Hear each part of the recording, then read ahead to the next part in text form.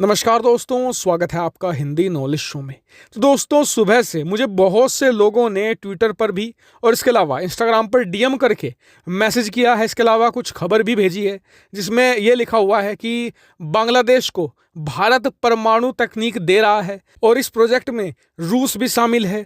और कई लोगों ने यह भी कंसर्न जताया क्या बांग्लादेश को इस तरह की बहुत ही सीरियस टेक्नोलॉजी देना क्या ये सही रहेगा या फिर आगे चलकर ये भारत को ही डैमेज करेगा। तो मैं आपको हर एक चीज की सच्चाई बताने वाला हूं। बहुत ही डिटेल्ड एनालिसिस होगा, आपके सारे सवालों का जवाब इस वीडियो में मिलने जा रहा है। लेकिन उससे पहले अभी तक भी अगर आपने चैनल को सब्सक्राइब नहीं किया है तो भाई क्या कर रहे हो, कर लो, क्योंकि यहाँ आपको मिलती है डिफेंस, फॉरेन पॉलिसी और फाइनेंस रिलेटेड प्रतिदिन 3 वीडियो। तो चैनल को सब्सक्राइब करना बिल्कुल मत भूलिएगा। चलिए वीडियो को शुरू कर लेते हैं। तो सबसे पहले शुरू करते हैं इस खबर से ही। तो बिल्कुल ये खबर सही है कि बांग्लादेश को मिलने जा रहा है उसका पहला परमाणु रिएक्टर और इसमें शामिल है भारत और रूस। और ये न्यूक्लियर रिएक्टर बांग्लादेश के लिए बहुत ही ज्यादा महत्वपूर्ण है क्योंकि आज की तारीख में बांग्लादेश की अर्थव्यवस्था बहुत ही तेजी से बढ़ रही है।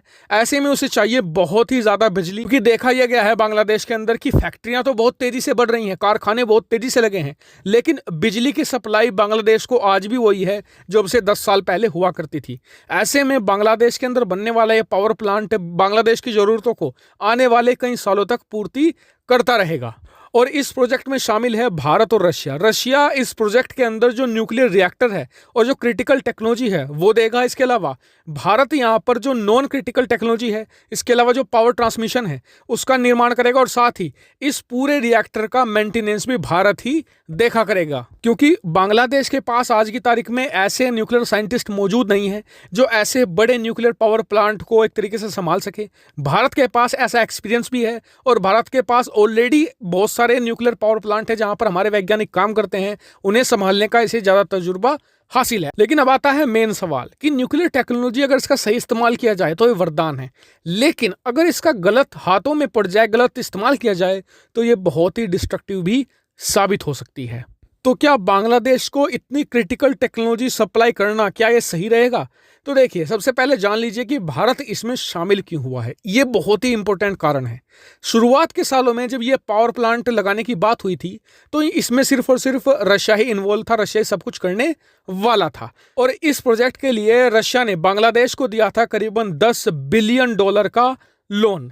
लेकिन दिक्कत वहां थी कि रशिया जो क्रिटिकल टेक्नोलॉजी है, न्यूक्लियर रिएक्टर है, इसे तो अच्छे से बना लेता है, लेकिन जो बाहरी काम होता है, इसके अलावा जो पावर ट्रांसमिशन है, उसमें या तो भारत को महारत हासिल है या फिर चीन को महारत हासिल है। अगर भारत इस प्रोजेक्ट में शामिल ना हुआ होता तो इसमें आता चाइना, और आप जानते हैं कि अगर चाइना इसमें आ जाता तो भारत का इन्फ्लुएंस बांग्लादेश के अंदर कितनी तेजी से खत्म होता, भारत की पकड़ बहुत कमजोर हो जाती बांग्लादेश के अंदर। इसलिए भारत इसमें शामिल हुआ है और इसके भारत को बहुत फायदे मिलने वाले हैं। सबसे पहले तो बांग्लादेश से जो चीन है उसे हमें बाहर करने में सफलता मिली है। दूसरा कारण ये है, ये बात जरा ध्यान से समझिएगा, कि भारत इस पावर प्लांट प्रोजेक्ट का लंबे समय तक मेंटेनेंस करने वाला है। ऐसे में मान लीजिए कि अगर बांग्लादेश इसका गलत इस्तेमाल करने की कोशिश करता है तो हमें इसके बारे में बहुत पहले पता चल जाएगा।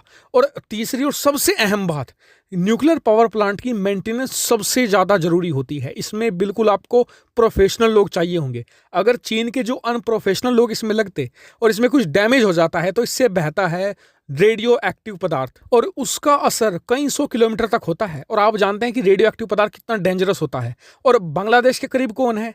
भारत। इसका नुकसान किसे होता? भारत को। चीनियों का क्या खराब होता है हो जाए, लेकिन भारत इसे अपना काम समझकर करेगा ताकि भारत को भी भविष्य में नुकसान ना हो। वहीं आखिरी सवाल, क्या इससे बांग्लादेश भविष्य में परमाणु हथियार बना सकता है? तो मैं कहूंगा जी नहीं। परमाणु से आप हथियार बनाएं या बिजली बनाएं, दोनों अलग तरीके हैं। परमाणु हथियार बनाने के लिए बहुत ही हाई एनरिच यानी कि रेडियो एक्टिव पदार्थ की जो शुद्धता है उसे एक्सट्रीम लेवल तक ले जाना पड़ता है। उसके लिए बहुत ही ज्यादा टेक्नोलॉजी आपको चाहिए होती है, बहुत ज्यादा पैसा भी चाहिए होता है। और बांग्लादेश की आज की तारीख में कोई इंटेंशन भी नहीं है कि उसके पास एक न्यूक्लियर हथियार हो, लेकिन फिर भी भारत इसकी देखभाल करेगा भविष्य में ऐसी चीजें ना हो, क्योंकि भारत कतई नहीं चाहेगा कि उसके पड़ोस में एक और न्यूक्लियर हथियार धारक देश खड़ा हो जाए। तो फिलहाल इस वीडियो में इतना ही। आपको वीडियो कैसी लगी कमेंट करके जरूर बताएगा, साथ ही वीडियो को शेयर कीजिएगा और चैनल को सब्सक्राइब करना बिल्कुल मत भूलिएगा। Thank you for watching video.